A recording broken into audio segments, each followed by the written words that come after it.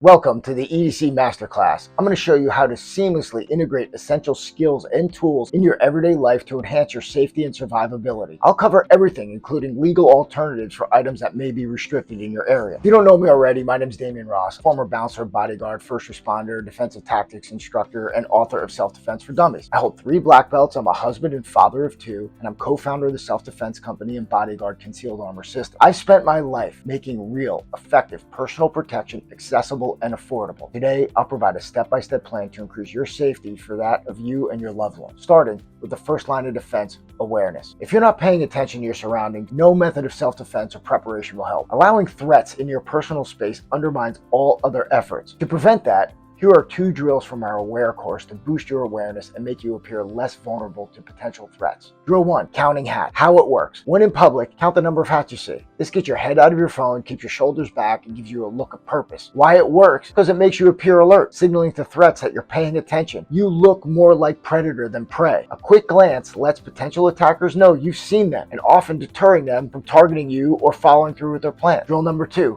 hide and go seek. How it works. It enables you to identify potential ambush points like between parked cars, corners, or alleys. Why it works? Because it forces you to scan for ambush spots and create space. It avoids letting threats get close. Remember, in order for anyone to impose their will over you, they need to get close to you, and that only happens 2 ways. They approach you or you approach them. So this drill helps you maintain a safe distance and presents you as a hard target. Just these 2 drills alone will significantly enhance your situational awareness and deter threats. And you can use them right now, no further training needed. Now we get into EDC weapons. This is what people focus on when you talk about EDC. Truth is, weapons work, some a lot better than others. Weapons are a force multiplier. They enable a smaller or weaker individual to neutralize larger or multiple attackers. Reality is everyone should carry some form of weapon in public. It's reckless not to. However, some items may be illegal in certain areas, which I find particularly unfair, especially for women who usually face attacks from men. Where are the women's rights groups on this? The fact that a woman in a certain jurisdiction can't carry pepper spray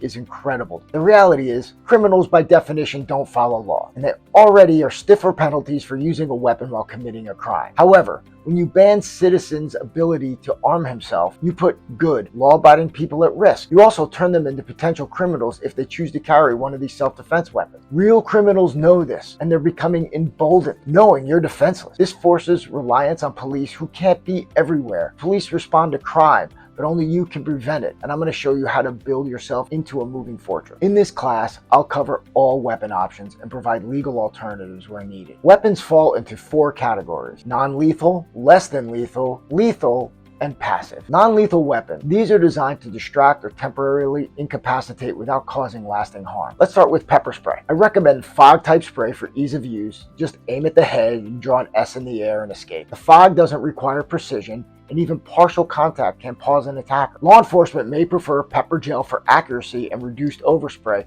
but that requires more skill. Now, just the tip. Choose a flip-top canister, not one with a switch, as fine motor skills falter under stress. Keep your hand on the spray with your thumb on the trigger in high-risk areas. Can't use pepper spray, it's illegal where you live. Use travel-sized bug repellent or another aerosol irritant. Remember, the spray doesn't have to incapacitate them. All it needs to do is create a pause in their attack so you can escape. That's it. Next, a personal alarm. Very easy to deploy. Just pull when the threat is near and throw it and toss it on the ground near them. The noise is similar to a car alarm and may be ignored by bystanders, but you may get people that will look in your direction. Again, I can't stress this enough. All you need to do is pause the attacker to give you some time to escape. That's all. Next, we have defensive flashlights. These have high-intensity bulbs that cause temporary blindness in low-light conditions. Some even have beveled edges for striking and collecting good old DNA evidence. The good news is they're also TSA compliant, making them ideal for air travel. Last on the list are stun guns. A word of caution here. Even powerful models advertised are in reality minimally effective. However, the law enforcement style tasers work much better because they can be shot at a distance and tend to pack a bit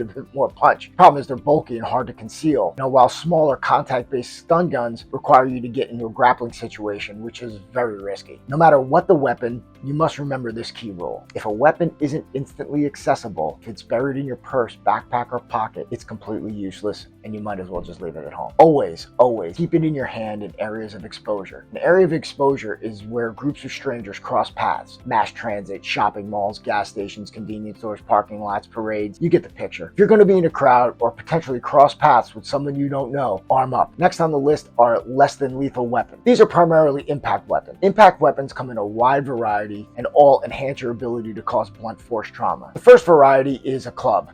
Any stick, baton, umbrella, bat, axe handle, they can be, can be put in that category. Pro tip, make sure your weapon blends into your everyday life for EDC. Walking with a cane or umbrella is quite common and usually doesn't arouse suspicion. However, a baseball bat or axe handle in your car does. In that case, pair a bat with some cleats and a glove. At least make it look like you're trying. And maybe even leave the price tag on the axe handle to avoid suspicion. Next up are some of my favorites, knuckle dusters and fist pack. Always opt for multi-purpose items if you have a knuckle duster. Make sure you want to open a bottle with it. This is what a regular knuckle duster looks like. This is what my bottle opener looks like. Again, or you can have something that really nobody ever thinks about, like a Yawara stick. This is made of wood and acts as a fist pack or an impact weapon. This can definitely go through a metal detector, and I don't know what TSA would make of it. Maybe I would tell them it's like some type of pressure point shiatsu massager. Now, one of my personal favorites is the good old blackjack. These are incredibly effective. It used to be that every cop carried one.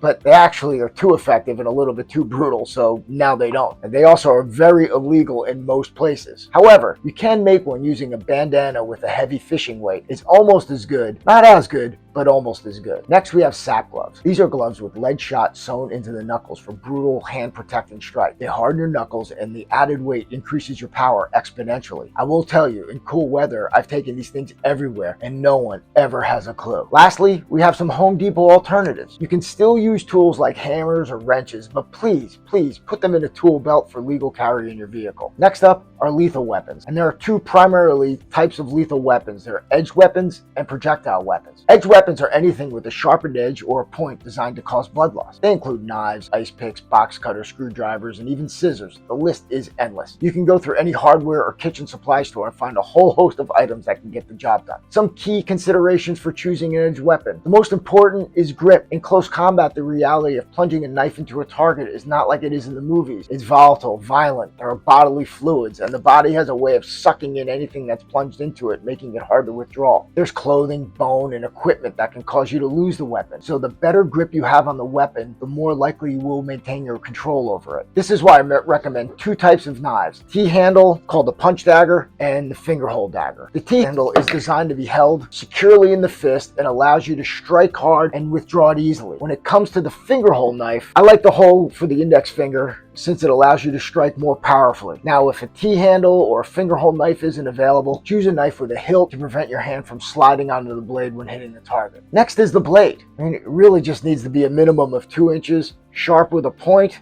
and that's it.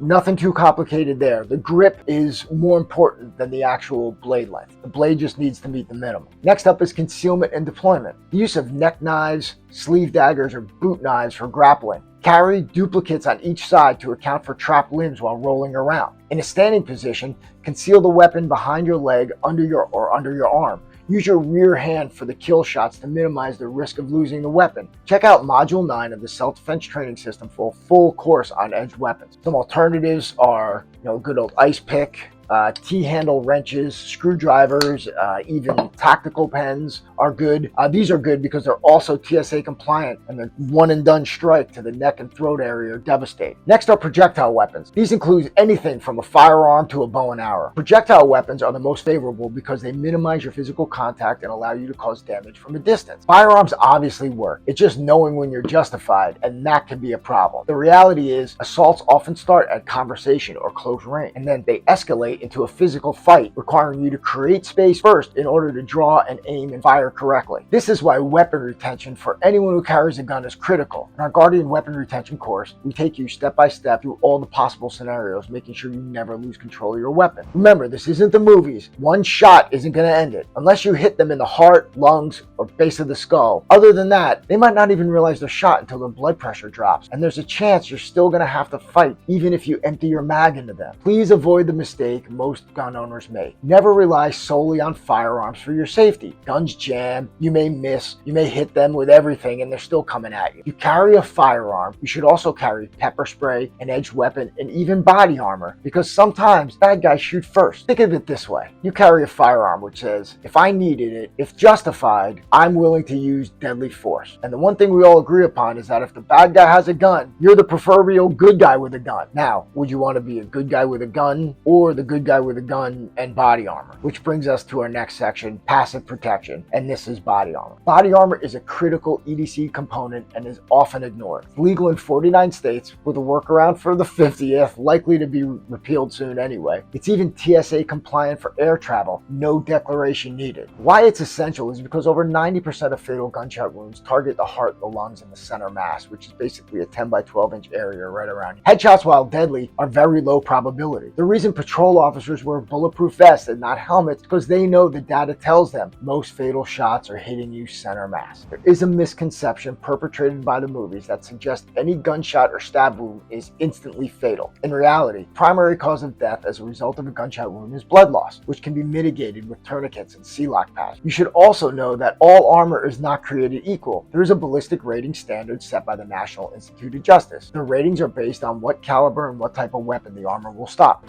First of all, the backpack was very functional, very light, and deploying it was extremely efficient, extremely easy, and I felt instant protection right away. As soon as I deployed, front and back, instant protection. And as a first responder, sometimes we go into these challenging environments. Something like this is a tremendous tool as far as being able to carry the things that we need in order to be able to do our jobs, and at the same time, in 1 second, boom, come out, be deployed, be protected, front and back. And so this is an invaluable tool for us. And then also as a civilian, as a person, to be able to just have something this functional and this efficient to be safe in one moment, it's a no-brainer. We start with the least level of protection. That's level 2A. That stops low velocity 9mm and 40 caliber Smith & Wesson round. Level 2 stops higher velocity 9mm and even .357 Magnum. Level 3A stops high velocity 9mm and 44 Magnum. This is ideal for most street crime. Most street crime sees, 38 caliber and 9mm handgun. Next, we get into higher levels, which are hard armor rifle plate. These are heavier than soft armor and use material from steel to ceramic. We begin with level 3 or RF1. This stops your 7.62 by 51mm, your M80, and your 5.56 by 45mm and M193 rounds. Level RF2 or level 3 plus stops RF1 threats plus 5.56mm green tip rounds, which are a popular round coming out of an AR-15. Level 4 or RF3 stops armor piercing rifle round. The big question is, what level do you need? Well, it's a combination of what threats you'll most likely face, where and how often you're going to wear it, and your budget, because some of these options can get a little pricey. Level 3A, for example, covers 85 to 90% of street crime. That's 9mm and 38 caliber. The soft armor is light and wearable, and you can add trauma pads to handle the blunt force trauma better. So if you were looking for something to commute, go to school, and everyday wear, this is probably where you should be. The other option for civilians is RF2 or level 3 plus. This protects against the AR-15 green tip ammo and all slashing and stabbing. It's ideal for high threat scenarios. Next is where weight and budget come into play. Lighter materials like silicone and ceramic or polyethylene cost 2 to 3 times more than the cost of steel plate. For example, poly plate can weigh 3 pounds while steel plate can weigh 12. Same level of protection, a lot more weight. So if you can swing it because they're more expensive, choose the lighter option for daily wear and the heavier option for go bag. The next thing you should know are the meaning of the initials SA and ICW. SA means standalone, which means these plates work independently and don't need any other support. On the other hand, ICW means in conjunction with. These plates require additional armor, usually 3A, in order to meet their rifle rating. ICW are cheaper than SA and usually used by law enforcement who can drop plates over their 3A vest. And we got to talk about blunt force trauma before we wrap up this section on ballistic protection. You'll always get a guy who says, well, if you get shot, you're still going to die from blunt force trauma. This is ludicrous. First of all, the NIJ ratings are meant for you to survive a gunshot, not die from a gunshot. Why have the ratings and certification in the first place if it doesn't protect you? It's a myth that you will still die die from blunt force trauma. I mean, depending on your size and level of armor, you might not even feel it. That said, ballistic ratings are meant for teens and adults, not children. I would be wary of companies marketing towards elementary school kids. Having the bodyguard in the administrator's hands gives me a sense of confidence sending my son to school, knowing that if they needed to have this protection, they do have it. Something we didn't have in the past. And now that the administrators have it, I know they would go into battle for my son. Now, the problem with wearing body armor is that it's uncomfortable or makes you look like a raving lunatic. You know, traditional vests and plate carriers are practical for professionals, but impractical to civilians due to heat, weight, and obvious visibility. Wearing these in public while commuting or at a ball game draws way too much unwanted attention. Now, there are concealed vests and t-shirts designed to go under your clothing, and they work fine. They are discreet. They're hot, typically limited to level 3A protection, with no rifle plate option. You're stuck wearing them all day, unless you want to undress when you get to the office. You know, removing them is cumbersome and unlikely to be sustained. You may wear it for a few days, but eventually it's going to stay in the closet. This is why we created Bodyguard Concealed Armor System. In 2017, there was an active shooter at the Garden State Plaza down the road from my house. At that moment, my wife and I realized, you know, traditional vests and plate carriers are impractical and no one would wear them. And the one thing about body armor, if it's not on your body, it's not doing its job. So we developed a patented line of backpacks and jackets that allow you to take body armor with you wherever you go and discreetly take it off when you don't need it. You can wear it to work, school, or dinner and simply take it off when you get there, and no one will ever know you're protected. You know, we start with the Bodyguard CCW Armored Jacket. The initial jackets were bulky, hot, and expensive, about $600 to $1,000. Since then, we've redesigned them to accept standard size plates. This allows you to use your armor from any manufacturer if you don't want to use ours. Our jackets also feature a patented hidden draw system. This allows you to discreetly access your legally holstered firearm. The breakaway design blends with your natural draw motion. This system is so effective that even if a threat has a drop on you, they'll think you're just reaching into your pocket when you're actually turning the tables on them. And the new designs are more affordable. They're 25% cheaper than comparable level 3 jackets on the market. I assure you, there is no other armored jacket on the market that gives you full front and back protection with the hidden draw system. It's ours. We own it. You can only get it here. Evan Summers. I've been in public safety for about 13 years. Something that I enjoy about bulletproof body armor is that it gives you the upper hand and opportunity to be more tactful. Not to mention, with the different options that they have, it gives you an opportunity to be more tactful in style. Another patented and exclusive Bodyguard product are armored backpacks with switchblade deployment. Bodyguard backpacks solve the heat issue and can carry rifle plates. While many bulletproof backpacks only protect your back, we created the patented switchblade deployment system for instant front and back protection. All of our Bodyguard backpacks deploy front armor in 1 second using chest-mounted ripcords. Front armor is secured automatically to the belt. They are designed for fight or flight stress. No fumbling with zippers or extra cords. They're all MOLLE compatible for holsters and first aid kits that can be attached to the front protection. And of course, they're all fully functional backpacks designed for everyday use. No one will ever know. They're inconspicuous, perfect for hot climates or high exposure areas, parades, malls, parking garages, schools, and churches. They are trusted by professionals and currently in service with Texas, Florida, Louisiana School Guardian, LAX detectives, U.S. Border Patrol, New Jersey State Police, and the U.S. Special Forces. School guardians love the Bodyguard because they can remain anonymous and deploying armor only when real threats arrive. First responders love it because they save time with pre-attached medical supplies and hands-free operation. I absolutely love this backpack. It is super lightweight, it is so comfortable, easy to put on, the straps are easy adjustable. I felt very comfortable in it. Standing at the ready, also super comfortable. And deployment was fast, smooth, and I definitely feel safe wearing this. I am so excited to introduce it to the community. I really think this is gonna be really big with a lot of first responders and just people like myself who travel a lot by themselves. And I love this product, and you guys should really check it out. Owning a Bodyguard is like having insurance. Better to have it, not need it, than need it, not have it. You own smoke detectors and fire extinguishers, not because you're paranoid about fires, but because you're prepared just in case. You know, firearms are more common in violent crime than house fires, making body armor really a logical choice. Our solutions strike the perfect balance of survivability and wearability, trusted by thousands of civilians and professionals.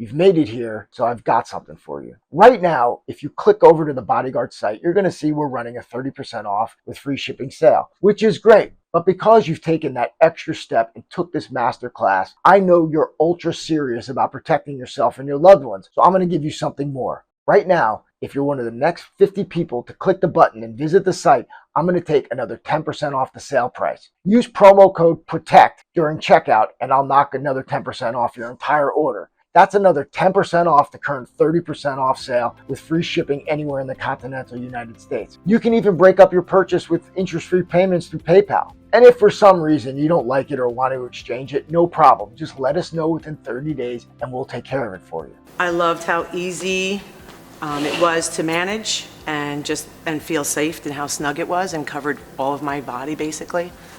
But the non-thinking about it was the best part about it. This isn't about the world we want, it's about the world we live in. With awareness, accessible weapons, and Bodyguard concealed armor systems, you can elevate your protection against an increasingly violent world. Click below to claim your discount and stay safe. Please accept my apologies in advance and get over there and the 50 Protect discounts are gone. Thank you again for taking the EDC Master Class, and as always, stay safe.